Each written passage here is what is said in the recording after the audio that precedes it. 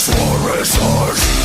Yes, I will see you through the smoking flames on the front. The conjunction of the immense feminist establishment and a large legal industry is hardly new to the American experience. It has been so for the last half-century. The total influence, economic, political, even spiritual, is felt in every community, every city, every state house, and every office of the federal government. We must recognize the total and chaotic development, and we must not fail to comprehend its grave implications. Our toil, resources, and livelihood are all involved. So is the very structure of our society. Our children, our grandchildren, and future are also involved. In the councils of our household, we must inform the next generation to guard against the acquisition of unwarranted influence, whether sought or unsought, by the marriage-divorce industrial complex. The potential for such a disastrous rise of displaced power exists and will persist. We must never let the weight of this combination endanger our liberties or democratic processes. We should take nothing for granted. Only an alert and knowledgeable man can compel the proper meshing of the huge access to information and right resources for defense with our peaceful methods and goals so that security and liberty may prosper together. Sound familiar? It's Eisenhower's farewell address to the nation regarding the military-industrial complex. I just reworded it for the purpose of this video. Allow me to explain another industrial complex, one that has existed for years and is burdening innocent men across the world, one whose motives are as sinister and dangerous to the wealth and future of our society, and more importantly, the men of our society. The MDIC, or the Marriage-Divorce Industrial Complex, is an unholy alliance that exists between the feminist establishment, their crooked, misandrist, anti-male politicians, and divorce courts that are all too happy to lock away men for not paying their dues to the ex-wives. We all know what those are. The gratuitous, soul-sucking, greedy money grubbers that have no problem throwing good, decent men out onto the streets and leaving them to die in some godforsaken back alley, sleeping in a dumpster or in their car at a homeless shelter. An industrial complex can be described as a socio-economic concept wherein businesses become entwined in political systems that create a profit economy from them. The military-industrial complex can be defined as such, an alliance that exists, albeit in a formal one, between a nation's military, defense industry that supplies them the weaponry needed to fight in wars. All of this is done under the guise of having a vested interest in the safety and well-being of the general public. However, any person who pays attention knows this not to be the case. It's all about money. That's why America has been in the Middle East for almost 20 years. In fact, we just passed the 18-year mark in early October. With the criteria, we can safely call out the unholy alliance that I have mentioned above. The unholy alliance that exists, again, between the feminist establishment, misandrist politicians, and divorce lawyers that exist for profit at the expense of male freedom and the pursuit of happiness. It exists in a trine or a trio, depending on how you look at it. Like that of the Congress, private corporations like Raytheon, and the United States military, that same trio exists within the MDIC. Let me break down how this works. Man and woman get married. Man and woman start a family. Woman is unhappy and divorces man. Enter the court. The lawyer of the court advises woman to use the anti-male laws advocated for by feminists and signed into law by politicians. Man loses everything. Man is slapped with the grind of alimony and child support. Woman is a beneficiary and recipient of said money. Man's money goes to wife, the lawyer, the family court after the woman has had her share. The woman moves on unabated, enabled, and unopposed, and the cycle repeats itself ad infinitum. The feminists march for the laws, i.e. no-fault divorce, child support, tender years doctrine, Duluth model, etc. The politicians sign the bills into law, the family court implements the law, and the police enforce the law, all of which target unsuspecting men and have been the cause of much male suffering in the West. The sole objective of the MDIC isn't about the benefit of the family and children, it's just so corrupt civil servants and divorce whores can enjoy the fruits of a man's labor. Why else would they make the amount so high? If they were for the best interest of the child, why is the cost so burdening? Why does a man have to pay so much money and be left with hardly anything in return? The answer is blatantly obvious. Greed. Yes, greed. It's so they can line their pockets with your hard-earned money. The same thing that exists within the MIC, how defense contractors and politicians line their pockets with taxpayer dollars, the family courts, women, and feminazis line their pockets with men's dollars. Like the MIC, the MDIC exists in that trine. They keep the man shackled and enslaved while the woman gets to enjoy nothing but the lifestyle of a celebrity. They take away everything he has busted his ass to achieve and earn. Things he spent his entire life to acquire are all stripped from him and he is left with nothing but an empty life and chains that keep him grounded to the plantation. It's truly sad to see what has been allowed to happen to him. What happens if a man refuses to pay his dues to the bitch? He is held at gunpoint and as a result is locked away in a cage with some rapist, murderer, or child molester, literally sharing a cell cell with the worst scum